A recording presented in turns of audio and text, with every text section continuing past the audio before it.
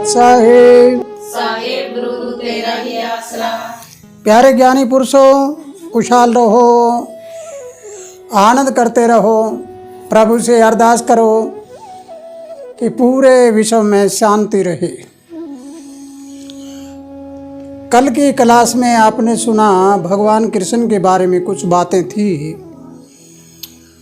उसके अगले चरण में हम चलते हैं कि हमारे 18 पुराण बता रही हैं। उन पुराणों की व्याख्या अगर करते हैं तो पुराण का मतलब होता है प्रमाण, लेकिन यहाँ अलग अलग प्रमाण में अलग अलग बात लिखी गई है। तो हम माने किसको, इसके बारे में समझ नहीं आता। ये भोली भाली जनता अंधविश्वास में इतनी फंस चुकी है कि ये निकलना बड़ा मुश्किल हो रहा है। लेकिन इनके दिल में एक भय भी पैदा हो रहा है कि अगर ये ना किया तो पता नहीं क्या हो जाएगा, अगर ऐसा नहीं हुआ तो पता नहीं क्या हो जाएगा।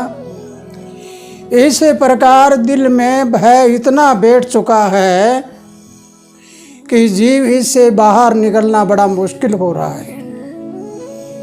तो मेरे प्यारे ज्ञानी पुरुषों, इस बात को बड़े गौर से सुनना और सुनकर इसके ऊपर अमल करना। अगर मेरी बात आपको गलत लगती है तो कमेंट में ज़रूर बताना कि ये बात आपकी गलत है। और किसी की भावना को ठेस पहुंच जाए तो मुझे माफ़ कर देना। आप मुझे पागल अज्ञान समझ के भी माफ़ कर देना। लेकिन जब आप विद्वान बनकर समझोगे और सोचोगे तो आपको हर बात सच्ची मिलेगी। तो आइए कि ये बाहर क्यों नहीं निकल पा रहा, क्या कारण है? ये जीव अंधविश्वास से बाहर क्यों नहीं निकलता, इसके ऊपर गहरा विचार करें। गहरा विचार करके सबसे पहले हम लेते हैं हमारे हिंदू संस्कृति में, हिंदू धर्म में शिव महाराज को। शिव महाराज को हम कहते हैं महादेव। महादेव का मतलब होता है देवताओं का देवता, यानी सबसे बड़ा देव। लेकिन सबसे बड़े देव को हमने भांग पिला दी और हम यूँ कहते हैं कि शिव जी भांग के नशे में पड़ा रहा करता था।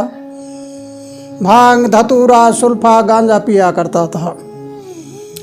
आप सोचिए और समझिए, हम जब उनकी संतान हैं और हमारे ये महादेव अगर भांग पिया करते, अगर हम सभी भांग पीने लग जाएं तो फिर हमारा दिमाग क्या कहेगा?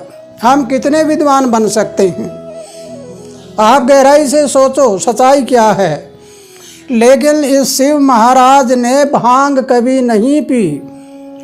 इन्होंने संसारी मोह भंग किया था, यानी संसार से मोह भंग कर दिया था। संसार में रहे और संसार उनके दिमाग में नहीं रहा। इसका मतलब संसारी मोह भंग, गृहस्थ में रहकर भी उन्होंने अपनी भक्ति करी। लेकिन शिव महाराज ने भक्ति किसकी करी, यह भी एक बड़ा जटिल सवाल है।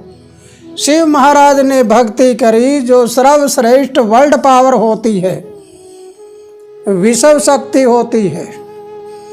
उस विश्व शक्ति की भक्ति शिव महाराज ने की। तो शिव को बनाने वाला है, उसी ने हमें बनाया। जिन्होंने अपने यहाँ की शिव शक्ति को प्रचंड किया उनका नाम शिव हुआ। शिव का मतलब होता है साधना, साधना करना। और शिव से ई की मात्रा हटा दी जाए तो क्या बन जाएगा? शव रह जाएगा। शव का मतलब होता है मृतक लाश। अगर हम ये ई की मात्रा हटा देते हैं, जब हमारे अंदर से शिव शक्ति निकल जाती है तो हम मृतक हो जाते हैं। इसका मतलब मृत्यु का देवता है, महादेव है। अगर हम जिंदा जी शिव शक्ति प्रचंड कर लेते हैं और यहाँ ध्यान क्रिया में बैठकर ऊपर चले जाते हैं तो हम जिंदा मर जाते हैं। यानी जो मरने के बाद क्रिया होती है वो हमारे जिंदा जी हो सकती है, लेकिन ये भांग पी कर नहीं हो सकती। भांग पीने से तो दिमाग खराब हो जाता है। एक बार हंसने लग गया तो हंसेगा, रोने लग गया तो रोएगा। जरा आगे चलिए। इस कारण से जो शिव को मनाने वाले हैं वो ज़्यादातर भांग पीने लग गए। तो भांग पीने लग गए तो आप सोचिए विद्वान क्या होगा। फिर ब्रह्मा जी के बारे में बात करते हैं। मैंने न तो इतिहास पढ़ा है, मैंने सिर्फ कानों से सुना है कि ब्रह्मा जी ने अपनी बेटी के साथ दुराचार किया। देखो हमारे देश में, हमारे हिंदू धर्म में, हमारे सनातन धर्म में ये कितनी छोटी बात है कि जो सृष्टि को रचाने वाला है, जिनको हम ब्राह्मण कहते हैं, जिसको ब्रह्मा कहते हैं, उनकी संतान को हम ब्राह्मण कहते हैं। तो जरा सोचिए ये कितनी छोटी बातें हैं। ये हमने एक ऐसे सृष्टि के रचयिता के ऊपर कैसे उंगली उठाई है और कैसे हमने ये गलत बात सिखाई। लेकिन इनकी बात का उदाहरण देकर अगर कोई कहे तो कहे ब्रह्मा जी ने ऐसा किया था, क्या प्रमाण है किसी के पास? ब्रह्मा जी ऐसा नहीं कर सकता कभी भी। इसका मतलब इसमें कमी है जो इतिहास लिखा उसमें। दोनों में एक में कमी होती है, या तो ब्रह्मा जी में हो सकती है या लेखक में हो सकती है। लेकिन ये ज़रूरी है कि ब्रह्मा जी में कमी हो ही नहीं सकती, शिव महाराज में कमी हो ही नहीं सकती। आगे चलिए कि नारद मुनि जी ने अपना मुंह बंदर का बनवा लिया। किस लिए? पहले उन्हें 88,000 बरस तपस्या की और वो करने के बाद विश्व मोहिनी का स्वयंवर हुआ। उस स्वयंवर में वो गए, उन्होंने विष्णु जी से कहा कि आप निज रूप दे दीजिए, और विष्णु जी ने इनको बंदर बना दिया। और बंदर बनाने के बाद जब ये स्वयंवर में गए तो विश्व मोहिनी ने माला डाल दी विष्णु जी के। तो नारद मुनि जी भड़क उठे, वो कहने लगे विष्णु तो मैं हूँ। तो विष्णु जी के दूत कहने लगे कि आप जरा अपना मुंह तो देखिए, जाकर पानी में मुंह देखिए, शीशे में मुंह देखिए। नारद मुनि ने मुंह देखा तो उसका मुंह बंदर का था, और बंदर का मुंह देखकर नारद मुनि ने श्राप दे दिया उनको कि तुम जाओ मर्तलोक में ऐसे बन जाओ। अब जरा सुनिए कि नारद मुनि जी ने क्या किया। 88,000 बरस तपस्या करने वाला एक छोटी सी चीज में डिग जाता है, तो आप सोचिए नारद मुनि जी का अपमान है।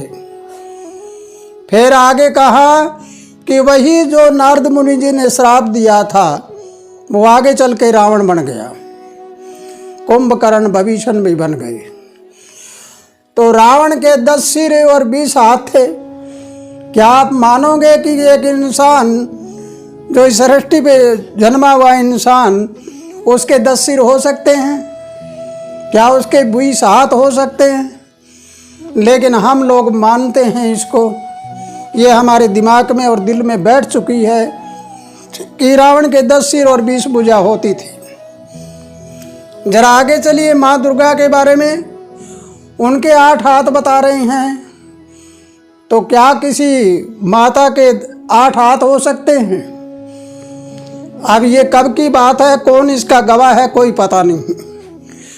फिर जरा आगे चलिए। हिमालय पर्वत को उठाकर समुद्र में डाला गया, और समुद्र में डालकर उसको शेषनाग से नेत्रा बनाकर बिलोया गया। उसमें से 14 रत्न निकले। 14 रत्न के बारे में बता कोई नहीं रहा क्या था, लेकिन आपको बताता हूँ 14 रत्न कौन से थे। राग रसायन छंद निशाना नट नाटक और तैरक, चोरी जुआ कोक शास्त्र व्याकरण ज्योतिष वैदिक और ब्रह्म ज्ञान, ये 14 कलाएं हैं।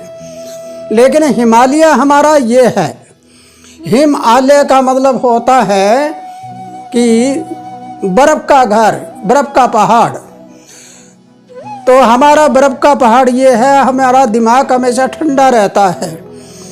अगर हमारा सिर ठंडा हो, पैर गरम, पेट नरम, सिर ठंडा, तो बीमारी के मारो डंडा। अगर ये उल्टा हो जाए, सिर गरम, पेट गलड़ा और पैर ठंडा तो बीमारी मारेगी डंडा। तो इसलिए मेरे प्यारे ज्ञानी पुरुषों कि हिमालय हमारा ये है, इसको बिलो, इस दिमाग को बिलो कर देखो, इसमें से 14 कलाएं निकलेगी, हम विद्वान बन जाएंगे। उसके बाद में अगर हम चल के देखते हैं तो दिमाग के ऊपर कितनी सारी परतें लगी हुई है। इसलिए आज अंधविश्वास से ये दूर नहीं हो रहे। अंधविश्वास में दुनिया फंसी जाती है। अगर कोई इसको कह दे कि ये बात हुई थी तो कोई सुनने के लिए तैयार नहीं। इसलिए मेरे प्यारे ज्ञानी पुरुषों, आज की क्लास में इतना ही। इसका अगला चरण आपको कल बताया जाएगा कि इस अंधविश्वास से बाहर कैसे निकल सकते हैं हम, क्या कारण है, इससे बाहर निकल कर हम देखें ज़रा क्या हो रहा है, हम हैं कौन और हमें बताया क्या जा रहा है। मैं अपने आप को पहचानूं कि मैं जो बना बैठा वो नहीं, मैं हूँ कुछ और, बना कुछ और बैठा हूँ। तो इसी के साथ मेरे प्यारे ज्ञानी पुरुषों, खुशहाल रहो, आनंद करते रहो। सत साहिब।